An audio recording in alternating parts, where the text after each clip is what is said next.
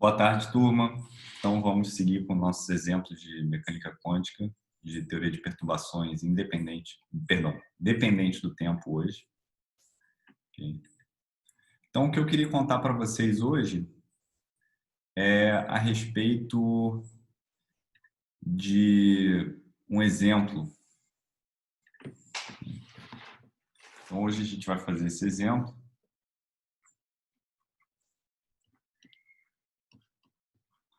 De teoria de perturbações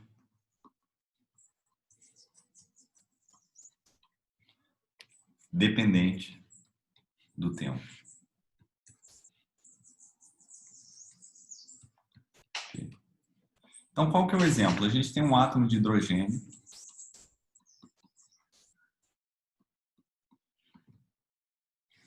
e ele em instantes t menor ou iguais a zero, ele vai estar no estado inicial dado pelo estado 1s. Até que num determinado momento eu vou ligar um campo elétrico E de t, que é igual a 0 para t menor ou igual que 0, e ele é igual a um campo elétrico E0, Z chapéu, E a menos t sobre tal, para t maior que 0. Então eu posso atingir essa condição, por exemplo, se meu átomo tiver entre dois capacitores, né, e eu carrego os capacitores da maneira apropriada, num determinado instante, e aí eu gero esse campo elétrico aqui. Okay? Então, o problema que a gente vai analisar hoje são dois itens. O item A, encontrar a probabilidade de transição em primeira ordem de 1s para 2s. E o item B é encontrar a probabilidade de transição de primeira ordem do nível 1s para o nível 2p. Esse 1 aqui indica primeira ordem. Okay? Então vamos lá, vamos aplicar a teoria de perturbações dependentes do tempo.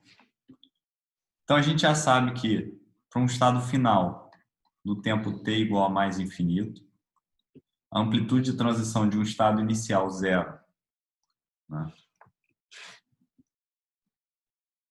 Estado inicial i, num tempo t igual a 0, é dado pela nossa expressão usual, que é 1 sobre IH cortado, integral de 0 a mais infinito, dt é aí ômega f0t, e o elemento de matriz f, a perturbação v de t e o estado inicial i. Okay? Esse ômega f0, ele é a diferença de energia final para energia inicial divididos por h cortado, a frequência característica. Okay? Então, a primeira coisa para fazer nesse exemplo, nesse problema, é a gente descobrir qual é o V de t que é causado por esse campo elétrico. Então, primeira coisa é o V de t. Bom, por inspeção direta, né, o V de t ele tem que necessariamente ser igual a mais a carga do elétron, o campo elétrico em função do tempo, vezes Z, coordenada Z. Por quê? Porque o campo elétrico vetorial é igual a menos, né, o gradiente de V. Então, quando eu aplicar a derivada espacial em relação a Z, isso aqui não depende de nenhuma coordenada, né? E aí eu vou obter exatamente um campo elétrico que é proporcional à direção Z. Agora, a coordenada Z eu posso falar que ela é em coordenadas esféricas R cosseno θ. Ok? A gente sempre pode escrever essas coordenadas. Então, vamos resolver o item A. Lembrando que o item A pede para encontrar a probabilidade de transição do nível 1S para o nível 2S. Então, vamos lá. Item A. Probabilidade em primeira ordem de transição do 1S para o 2S no átomo de hidrogênio. Ok? Bom,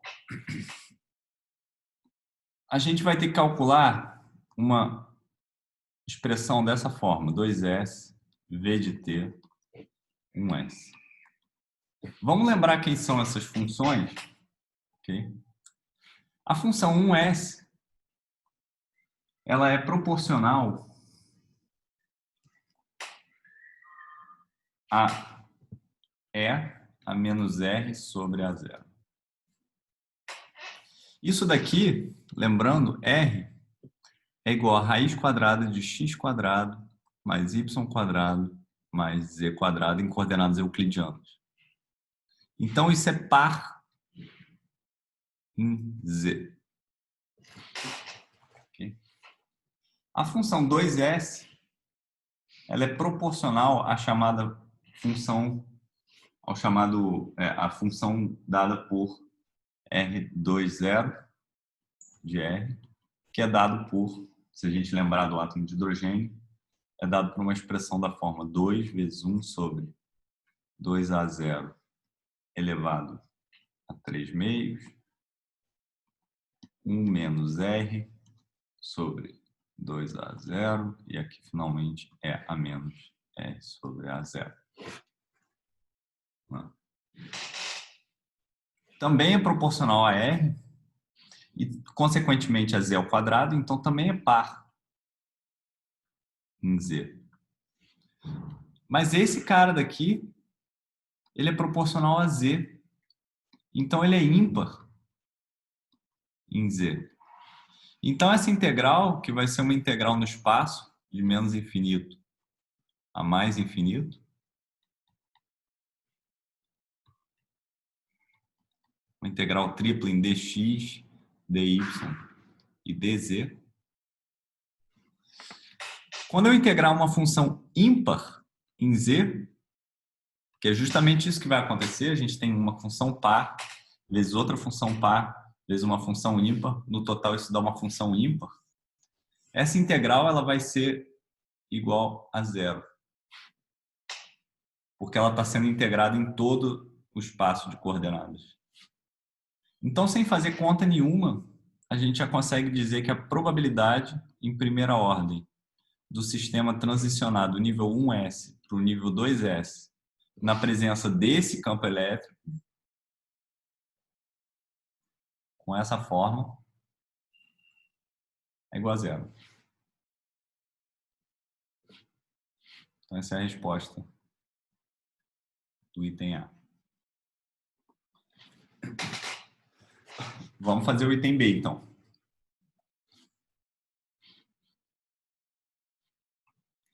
No item B, a gente quer a probabilidade de primeira ordem de transicionar do estado 1S para o estado 2P na presença do campo elétrico descrito ali em cima. O nível 2P ele tem degenerescência. Em particular, eu posso ter M igual a mais 1, 0 e menos 1. E cada um desses caras vai ser proporcional a um esférico harmônico, que é dado por y mais 1, nesse caso, y1, 0, nesse caso, e y1 menos 1, nesse caso. Ok? Bom, eu estou querendo olhar a probabilidade de transição do 1S para 2S. Perdão, para 2P. E o potencial, ele é proporcional a Z. Ele é linear aqui em Z. Certo? Em outras palavras, o rotacional desse campo elétrico é zero. Então, esse campo elétrico não consegue induzir momento angular no sistema. Certo? O operador de momento angular vai ser proporcional ao rotacional, então ele comuta com esse cara. Então, a transição para esses dois níveis, mais 1 e menos 1, não vai acontecer, porque o nível 1S tem m igual a 0 e o nível 2P pode ter mais 1 e menos 1. Se isso acontecer, eu violo conservação de momento angular. Então, não posso ter transição para esses caras. Uma maneira alternativa de ver isso seria a gente explicitamente calcular a integral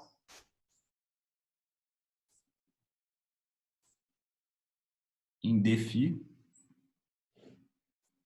da função de onda 1S, coisas que dependem dela, que eu vou escrever assim, e da função de onda 2P, 1M, onde M, nesse caso, vale mais ou menos 1. E se a gente buscar numa tabela, né, vezes, claro, o potencial. Isso aqui vai dar zero, necessariamente, essa integral em φ. Né? Claro que tem também uma integral em dr, R2 e uma integral em dθ. Okay?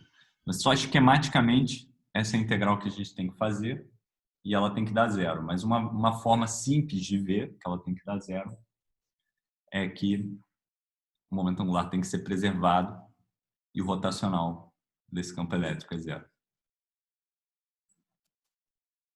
Okay? Então vamos olhar agora para esse cara que tem mz, né, projeção momento angular ao longo da direção z igual a zero. Okay? Então no caso m igual a zero, eu vou ter que calcular o elemento de matriz 2P para m igual a zero, v de t, 1s. Ok? E isso aqui vai me dar três integrais que vão fatorar. Uma em φ,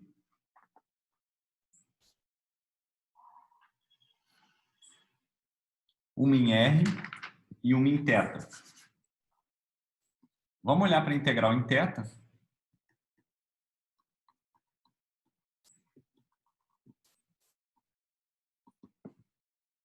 Essa integral vai ser uma integral em seno θ, dθ, dφ, integral em θ e em φ, né? E aí eu vou ter o esférico harmônico y1, 0, conjugado, porque esse cara daqui é conjugado, vezes cosseno θ, vezes o esférico harmônico y0, 0. Desse cara daqui, que é só a normalização. Né? E eu vou deixar como um exercício para vocês fazerem. Essa integral ela vai dar 1 sobre raiz de 3. Conferir, por favor.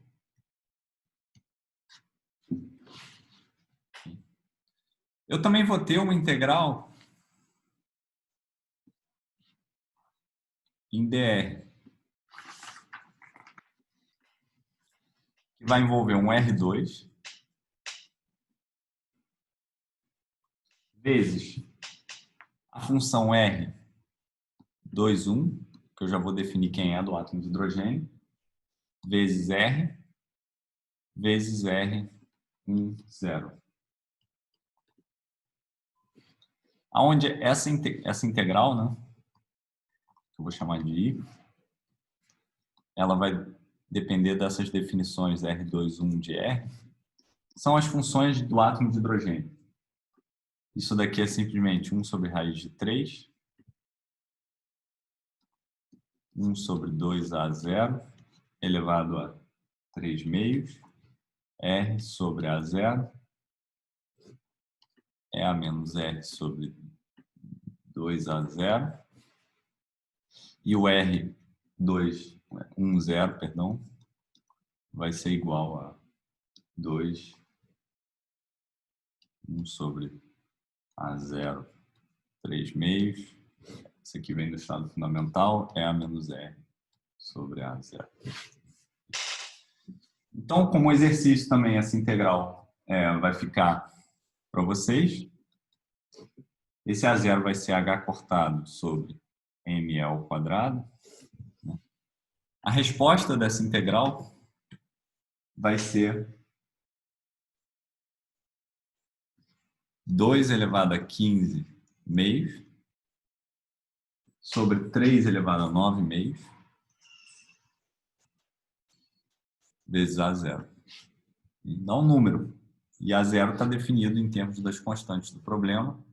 Basicamente, a constante de Planck, a massa do elétron e a carga do elétron ao quadrado. Então, com isso, a gente pode finalmente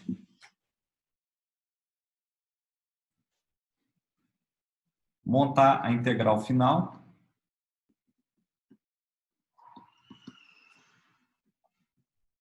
que vai ser a probabilidade de transição, né?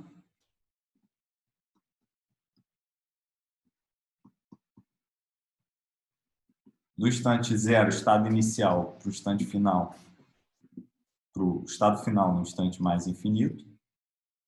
Isso vai ser integral de zero a mais infinito, dt.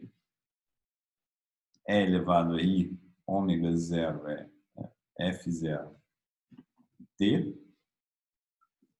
E vezes E0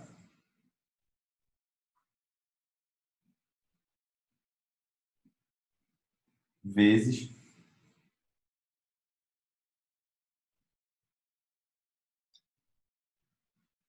E a menos t sobre tal.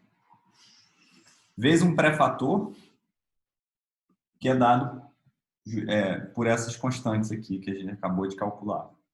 Então, 2 elevado a 15 meios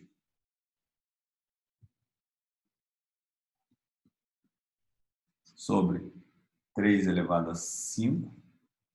Tem um 1 sobre IH cortado aqui, antes que eu não esqueça.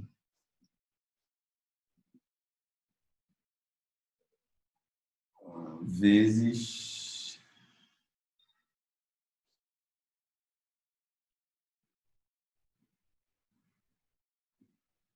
A0. Né?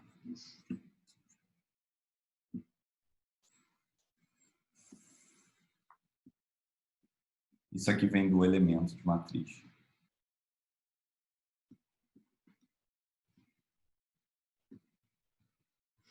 Da perturbação.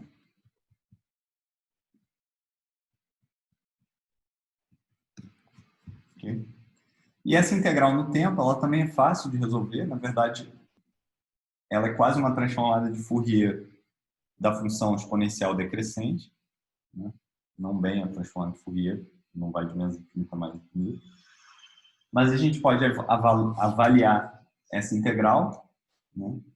E o ômega F0, ele está dado como a diferença das energias do átomo de hidrogênio, que vão ser menos 1/4 E ao quadrado sobre 2A0, mais E ao quadrado sobre 2A0.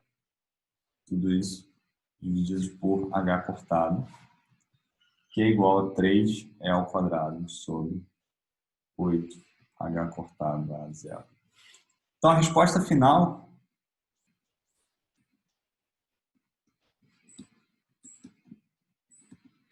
ela vai ser dada pelo seguinte: a amplitude de probabilidade de transicionar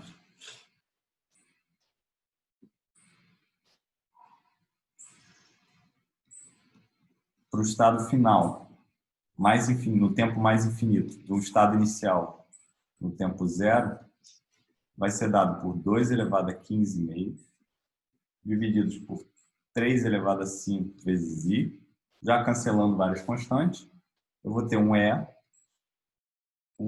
a amplitude do campo elétrico é 0, o raio de Bohr, tal, divididos por H cortado.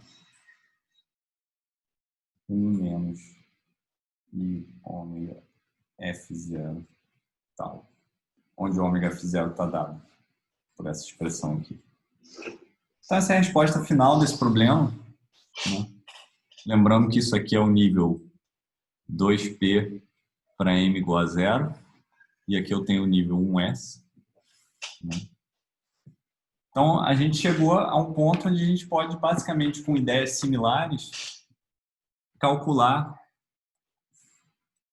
qualquer campo elétrico, qualquer influência externa de um campo elétrico dependente do tempo que a gente queira num átomo de hidrogênio ou em qualquer sistema. Poderia ser um oscilador harmônico, por exemplo.